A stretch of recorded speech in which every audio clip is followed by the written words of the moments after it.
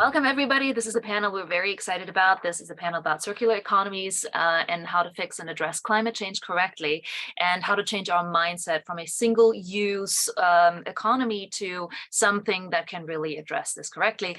And I'm really excited for all of our panelists because I internet stalked all of you, and we have some awesome questions together with Sam. And we're still waiting for some people to pop in as we go, but we have Lars Rottweiler on and Paula Schwartz, two of my fellow countrymen. I'm learning both German. And we can actually start with you, Lars. And I watched an interview with you yesterday where you said something about banking and how it's really focused on regulations. And I'm wondering, tell us, how is that holding banking back from innovation and sustainability, ESGs, any and all of that? That's actually quite important. Well, I have to hold out a little bit more, right? Two things. So obviously I'm the investment banker. I used to be manager director at Deutsche Bank before, but if you are connected to investments, you come across ESG projects naturally nowadays. One of them I'm heavily supporting is a company called Rainmaker, where we have a technology to initiate rain on a large scale footprint. And with this, obviously, we have an instrument to regulate climate change. Talking about this, obviously, finding investments, now I'm not only seeing from third hand, it's kind of, I'm in the middle of it to help Rainmaker to become a successful company globally with the right investments, but also, let's say, with giving an instrument in the hand where everyone can be part of this journey, right? While in old days, you had to look into financing of such projects on a, let's say, on a VC way or on a investor way, finding, let's say, supportive big companies or any supporting big banks, maybe joining a bond, whatever. Now you have instruments like tokenized assets. You can think about selling tokens rather than charity donations for supporting ESG projects. And so we are ahead of launching a Rainmaker token that everyone can participate in this kind of interesting mode of bringing rain to the driest area of the world, right? So it's just an example how things will change, and I think how we can use now modern finance instruments into translating them from collecting money into investing into ESG projects. No, just to follow up, there's been huge demand from the retail sector for ESG mutual funds and other sustainable investments, but these investments haven't performed as well as non-constrained investing. So from your investment background, what do you see as sort of the best outsized returns to come from from investing in sustainable futures? Well, in there I have to be not that straightforward in my answer, because I think right now there are trillions of dollars and euros sitting in the market waiting to be invested into ESG projects, right? ESG projects are everyone looking into it because obviously it's highly supported. Everyone knows it's a growing market. There's a demand for it, right?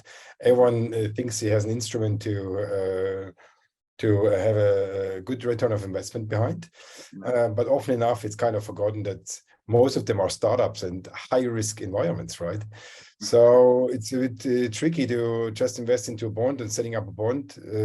It's easy to place this bond, right? And myself, I'm part of one of those $1 billion bonds out of Luxembourg. But how you place it in the right investments, in the right companies, I mean, and how as an investor, and if I'm a third party, and a private person invest into it, finding the right ESG projects doesn't make it much easier, right? Because it's really transparent, seeing how to measure and value those ESG projects, right? What is the right ROI, right? Is the ROI an economical, sustainable ROI set in there, or you just look at the pure naked dollar, right? I think that's two things we have to keep in differentiation. But is there an average number, like per year, that you're predicting for the next years in ESG? Is there a percentage that you could call out? Well, I know there are higher double-digit trillions of dollars waiting to be invested into those things, and most of the bonds out there are running with a coupon size of 6%, 5%, 7%. I'm sure there's much higher leverage behind it, but that's what we're seeing right now in the market here, right? So, Sam, any questions? Yeah. You're on mute. Yeah, thank you. So what I'm hearing, right, is the same reason why there's so much demand for ESG. It's not because of total return. It's because of some social value Yes, of course. attached to it. Yeah. Paula, could you give your introduction and weigh in on this as well? I mean, right, one thing is also clean washing, obviously, right? I mean, all the companies, all the production companies have to get any kind of carbon offset, you know, Right. and for that you have to be invested in those projects, which gives you kind of a leverage behind. Which, sorry to jump back, maybe both of you could talk on this, but do you think the offsetting using carbon grants is actually doing anything? So I'm invested into a carbon emissions reduction fund because I thought it was interesting to work with carbon.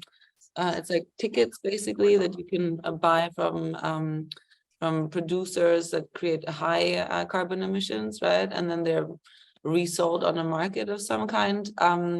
I did that because I wanted to understand the technology behind it more. I don't think that's the future so much, like to buy, waste from other parties, but maybe Lars knows more about this. Like I can give my introduction in a second because I'm a family office. But yeah, Lars. Yeah.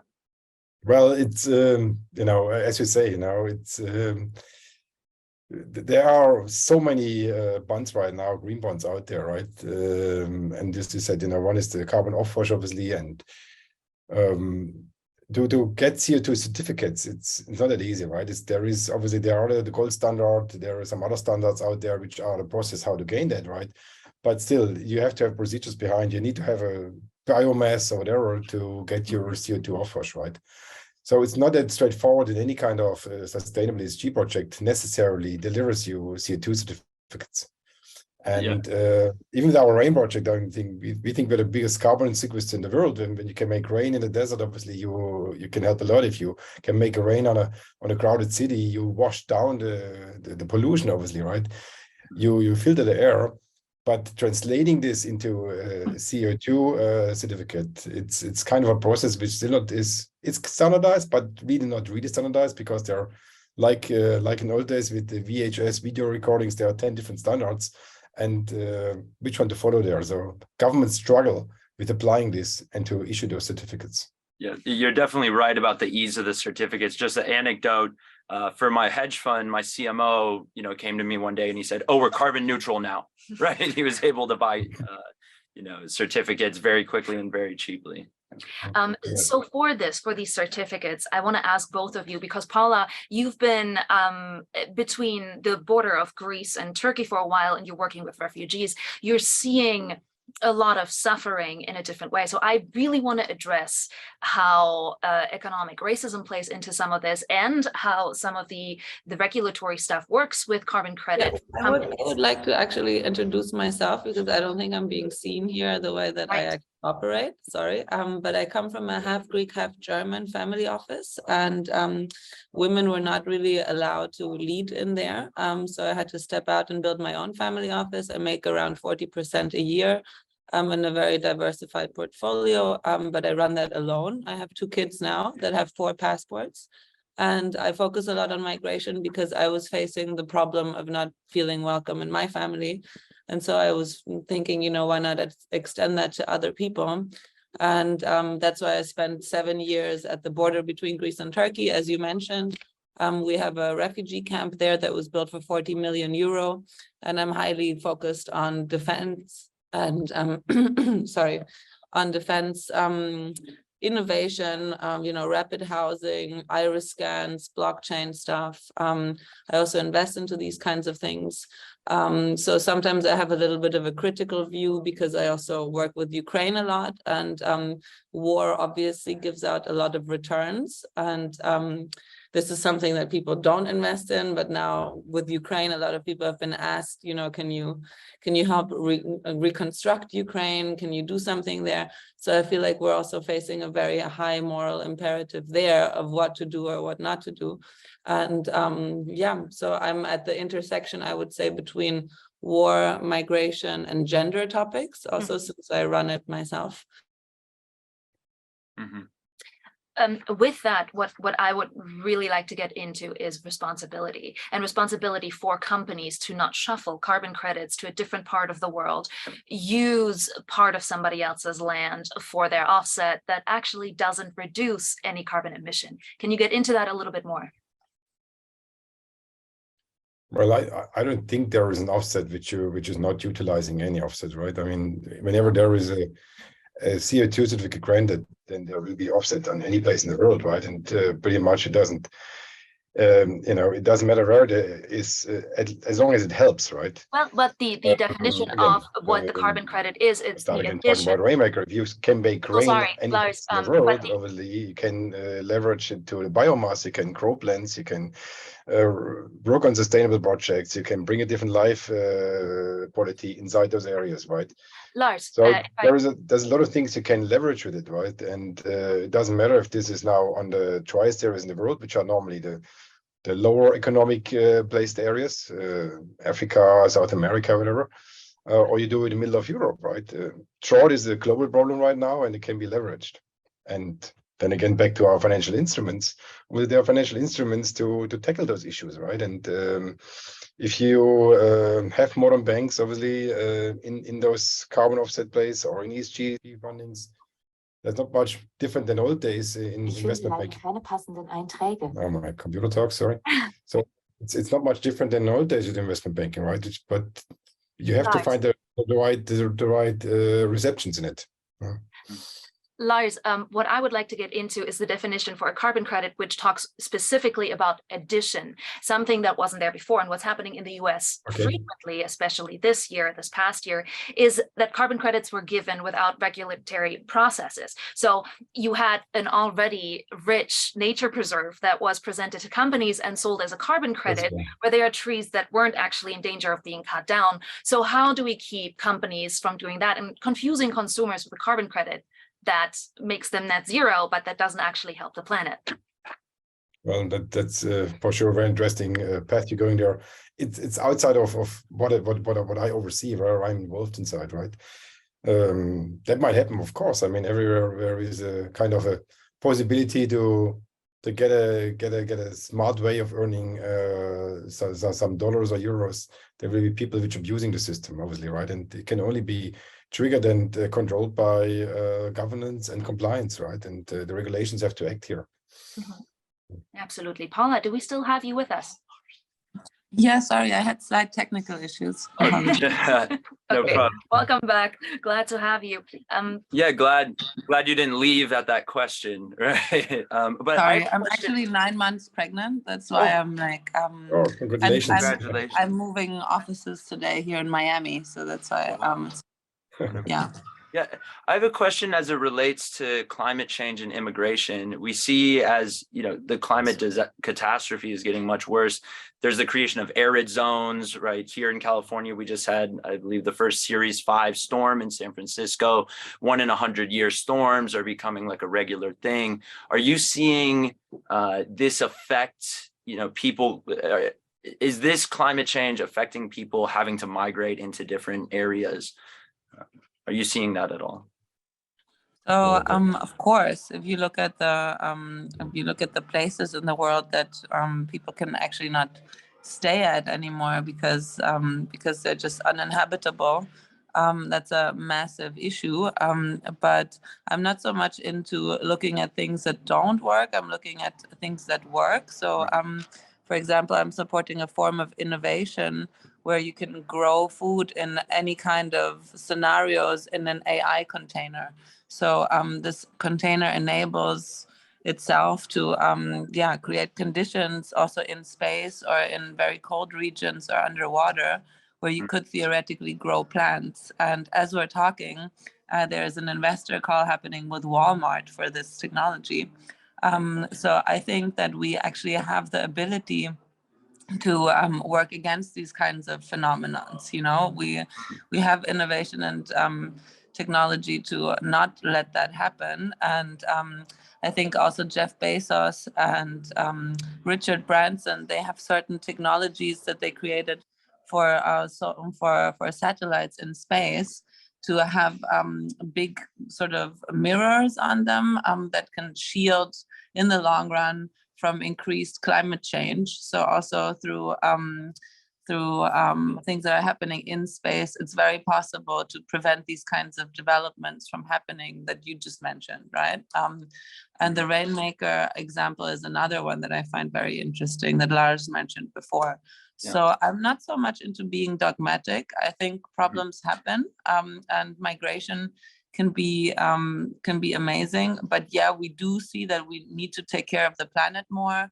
I also see the high risk of consumption going up massively. If we're looking at 180 million refugees, people just consume a lot of one-time food. They do, you know, they can produce one-time waste. And we should definitely work against that. And you can do that through online education, through awareness creation, through the usage of reusable materials from the UN, which I haven't seen at all. And so I think the whole topic of educating people, no matter where they come from, to be good humans, no matter where they are, I think that should be at the forefront, and it's not. So I think the number one thing we should invest in is innovation, very, very interesting innovation like Lars's. And number two, education of people, no matter where they are, through digital means. And I love what you guys are doing, by the way, because that falls in line with that as well. We're really glad to have you. And my next question is about this year and this past year that was really a struggle for a lot of people in the first world and really all around the globe, because it brought us after a pandemic into something that a lot of people struggled with financially more so than before. How have you seen, or if you have at all, seen a decline in investing in renewable energies? Because when I look at things, battery metals go up, right? And other things really don't. And how is the interest level? What do you see, both of you? And how to improve? Right. Well, if I could go first here, because that's a moral dilemma that I face. I told you my numbers. I have 2 kids. I want to live a good life and a long life, and I also want to continue to invest. Mm-hmm. And sometimes I struggle with finding good opportunities that also create the numbers, and I don't want to lie about it, you know. So, and I have a team that is very bullish with the numbers. And you know, for example, we sold a lot of COVID masks to governments. There I have to think, is that correct from my side or not? Like, I was definitely not on any bad lists or anything.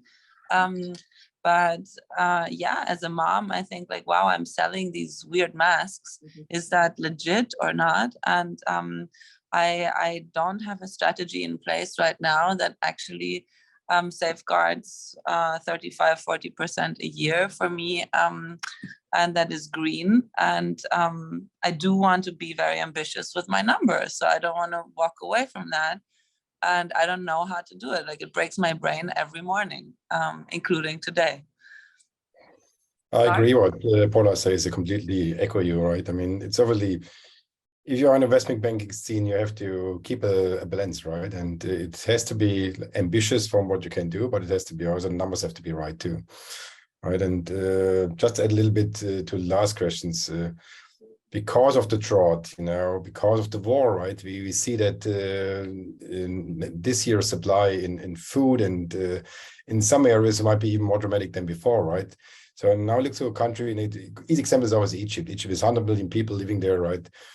And what do you think about it? 100 million people will happen if 80% of them don't get food anymore, right? And if 80 million people, some will beat in each other's heads, the other ones will probably leave the country. Where do they go? The closest way is to Greece, to Europe, right? So, I mean, the global drought and the effects of it is obviously a migration issue, and it's not an issue happening in Africa. It's something happening in Europe because they will be affected with it later on.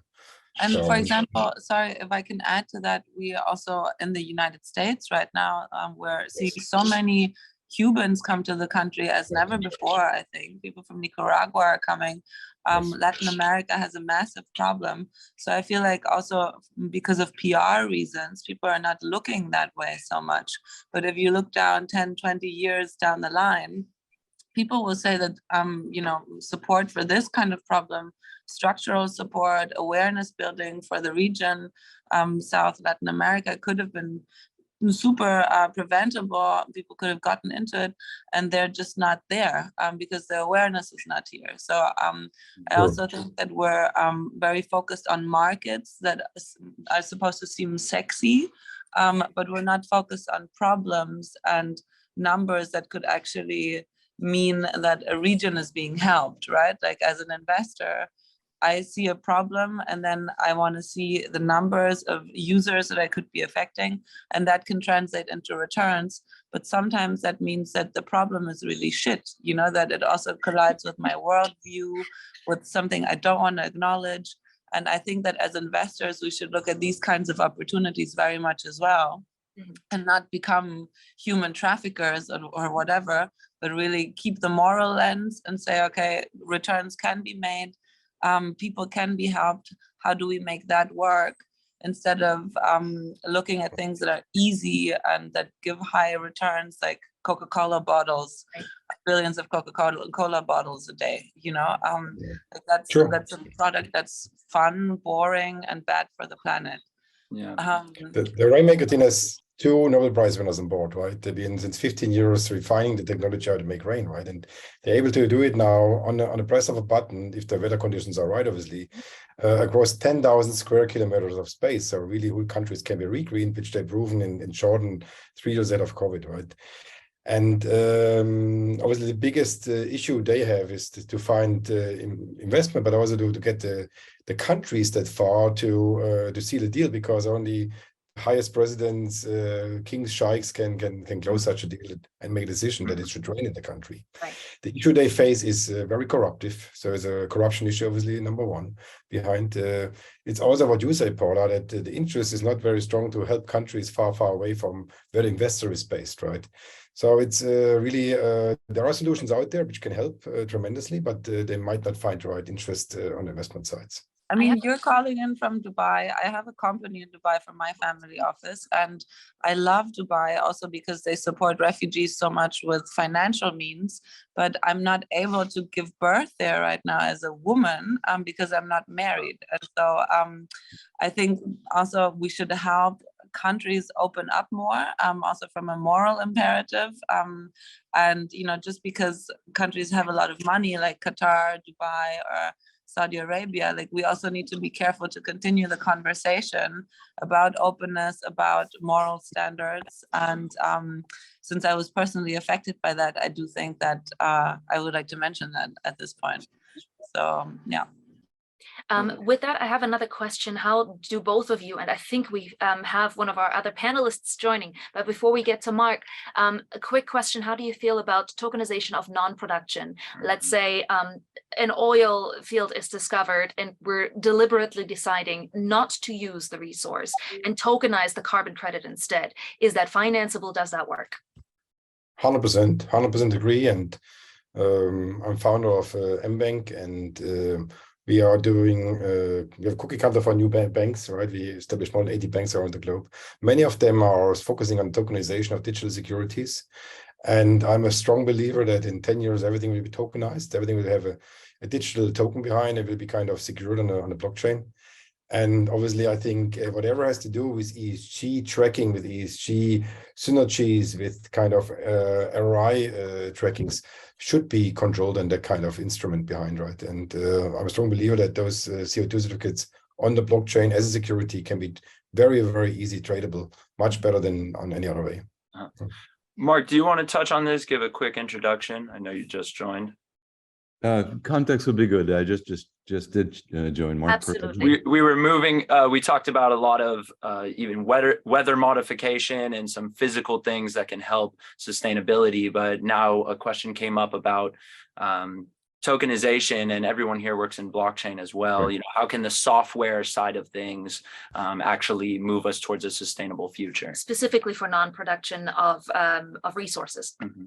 Sure. Writ large, the problem I think that you're all addressing and that I'm working on also is that to demonstrate sustainable action behavior by anyone, by companies, by brands, by products, by services, and by individuals, by non-company, non-corporates, you have to prove something. So in other words, there's an action and an outcome. Those actions are tracked by data. And the certification or the assurance that an intent to do something is actually backed up by an action is one core of the sustainability argument that's underneath, for example, ESG, which is the subject now of amazing number of food fights, probably for all the right reasons. But the sentiment or the issue is the same.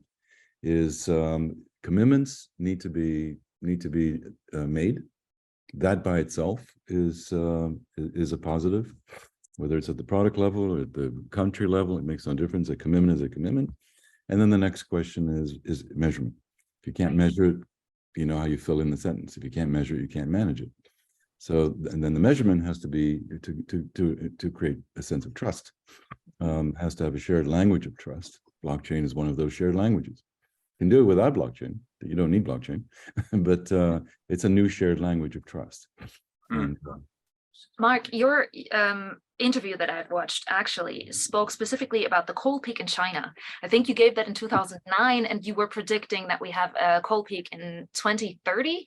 Now we're closer to 2030, and you were talking about a possible energy recession, which would lead to a similar level of oil panic, but on a different resource in a different part of the world. Where are we on that? oh my goodness, that was a long time ago. Sorry. Yeah, 2009 on a forecast on 2030. Anyone who tries to predict the future is really at risk. The issue at the time was, and I don't exactly know how you're connecting that with the subject we're discussing, but nonetheless, the subject at the time is that there's simply a supply-demand curve. At some point, the cost of extracting resources will not be worth it, and market forces will take over and force substitution of methods or efficiency. And I think the thesis at the time, when I said was as coal at that time was plentiful. China was building one coal-fired power plant per week, and but even then they at that time they were they had to go to places like Australia, far-fetched places, and roam the globe looking for something efficient, because drilling it and mining it at home in China was getting to be too expensive. That, for me, forecasted a substitution. It turns out that it's more cost effective to conserve energy than to produce energy. Yeah. And in China, particularly, China was building one in the built environment, which is what I was focused on, because that's where much of the energy efficiency and sustainability has to take place. China was on a furious build, as you recall. There were, I think, in Shanghai, it was like Dubai. There were a quarter of the world's tall cranes were there in all at the same time, of the entire world's tall cranes were there. China was building one entire United States in their 5-year plan. I was going to say 10-year, but I think it was their 5-year plan. An entire United States, 4 billion square feet of commercial. So in other words, all of the, strike that number, I don't remember the exact square footage, but the entire built environment the United States had built since the beginning of the United States was going to be built by China in the next 5 years. And if they were going to do it using European standards or American standards, highly inefficient at the time, they would bankrupt themselves in terms of energy and create their own internal crisis. Yeah. That was the thesis. Yeah, Mark, this is riveting, but we're getting the signal. We got to move on to the next panel. We wish we had more time with you. Really do. Thank you to all of our panelists and everyone watching and the whole Digital Davos community. And congratulations on your pregnancy, Paula. Thank you very much. And for anyone who has interesting investments for me to look at, they can shoot me an email at paula@startupboat.org, paula@startupboat.org, because I'm always interested to see new stuff. Thank you. Thank you.